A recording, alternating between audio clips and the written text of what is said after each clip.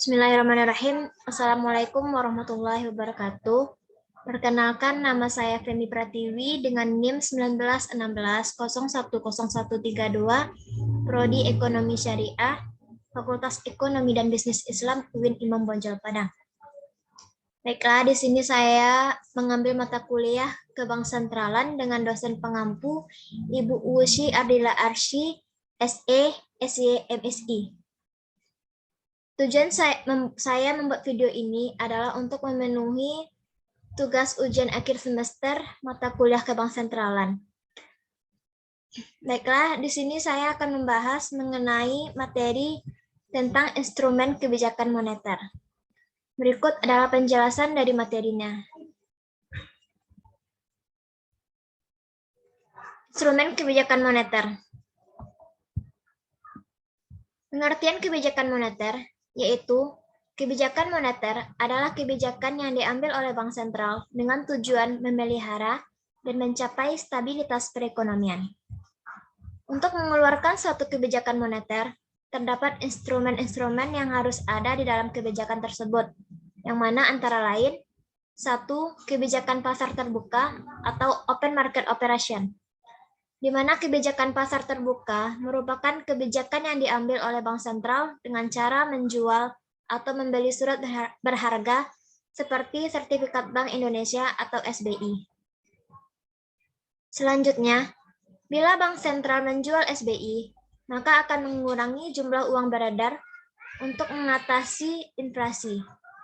Ketika SBI dibeli oleh masyarakat, maka uang akan diterima Bank Sentral. Akibatnya dapat mengurangi jumlah uang beredar. Bila Bank Sentral membeli SBI, maka akan menambah jumlah uang beredar untuk mengatasi devaluasi. Dan ketika Bank Sentral akan membeli SBI, maka Bank Sentral akan menukarkannya dengan uang sehingga uang yang beredar di masyarakat akan bertambah.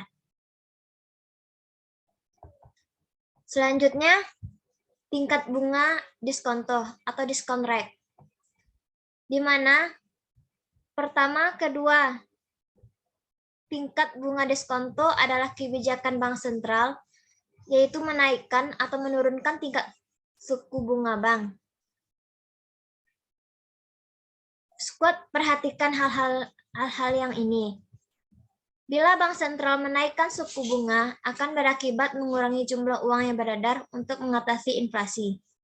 Jadi, ketika suku bunga dinaikkan, maka masyarakat akan lebih tertarik untuk menabung di bank. Squad, karena akan mendapatkan bunga yang lebih besar. Karena masyarakat berbondong-bondong menabung, maka uang yang beredar akan berkurang karena uang yang disimpannya di bank. Selanjutnya, bila menurunkan suku bunga, maka akan menambah jumlah uang beredar untuk mengatasi deflasi. Jadi, ketika suku bunga diturunkan, maka masyarakat akan lebih tertarik untuk menggunakan uang, karena bila ditabung hanya mendapatkan keuntungan yang sedikit. Selanjutnya, instrumen dari kebijakan moneter ini adalah cadangan kas minimal atau cash ratio atau reserve requirement. Seperti namanya, cadangan kas minimal adalah kebijakan Bank Sentral untuk menaikkan atau menurunkan cadangan kas bank umum. Hal-hal yang harus diperhatikan dalam hal ini adalah bila Bank Sentral menaikkan cadangan kas, maka akan mengurangi jumlah uang beredar untuk mengatasi inflasi. Akibatnya, bank umum harus menahan uang lebih banyak sebagai cadangan, di mana jumlah uang yang beredar dapat dikurangi. Bila menurunkan kas, maka akan menambah jumlah uang beredar untuk mengatasi deflasi. Jadi, bank umum harus mengeluarkan uang lebih banyak ke masyarakat daripada menahan uang tersebut sebagai cadangan, karena jumlah uang yang beredar akan bertambah di masyarakat. Instrumen selanjutnya mengenai pengawasan kredit selektif atau selective credit control, di mana pengawasan kredit selektif ini juga merupakan kebijakan dari Bank Sentral. Kebijakan ini menentukan jenis-jenis pinjaman mana yang harus dikurangi dan jenis pinjaman mana yang perlu didorong. Terdapat dua jenis kredit. Yang pertama, kredit ketat adalah kebijakan bank sentral untuk mengurangi jumlah uang yang beredar untuk mengatasi inflasi. Maksudnya di sini adalah syarat pemberian yang ketat akan mengurangi jumlah masyarakat atau pengusaha yang bisa memperoleh kredit karena kesulitan dalam memperoleh kredit dengan syarat-syarat yang dipersulit. Selanjutnya, kredit yang longgar adalah kebijakan bank sentral untuk menambah jumlah uang beredar untuk mengatasi deflasi.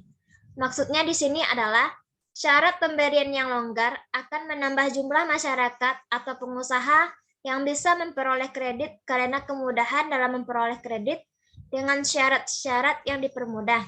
Dengan demikian, jumlah yang beredar dapat ditingkatkan.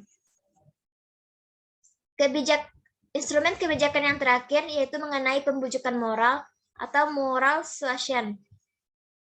Terakhir merupakan pembujukan moral, karena pembujukan moral ini merupakan kebijakan bank sentral dengan cara mengadakan pertemuan langsung antara bank sentral dengan pimpinan-pimpinan bank umum untuk meminta bank-bank umum melakukan langkah-langkah tertentu.